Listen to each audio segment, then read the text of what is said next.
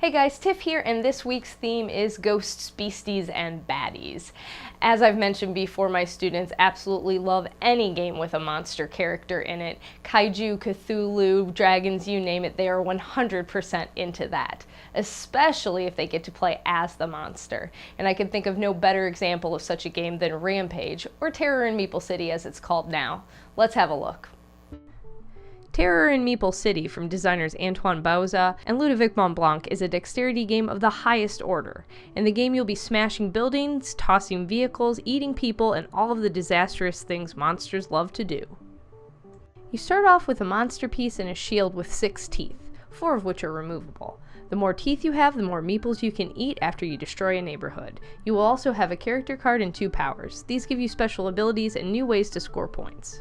The town is set up with various 3-story buildings made out of thick tiles and meeples that represent the 6 different types of citizens.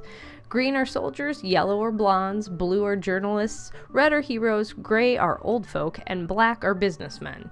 Every set of 6 citizens a monster eats is worth 10 points at the end of the game. How do you eat citizens? By wreaking havoc on the town, of course. Every turn you will get 2 actions. You can move your monster by flicking its foot disc, and if that disc ends up next to a building, you can attempt to demolish it by dropping your monster on top of it. You can also destroy buildings by flicking vehicles at them, or even placing your chin on your monster and blowing them down. Naturally, in the midst of all of the devastation, 1 or 2 meeples are bound to flee off of the board. These are placed on a special runaway board that will penalize the active player when a row is filled, and can even end the game. There are 2 different runaway boards, adding to replayability. Once the last floor is knocked off of the last building, you count up the sets of meeples in your monster's belly and gain the corresponding points. You will also get points if you collected any building floors or knocked out any of your opponent monster's teeth.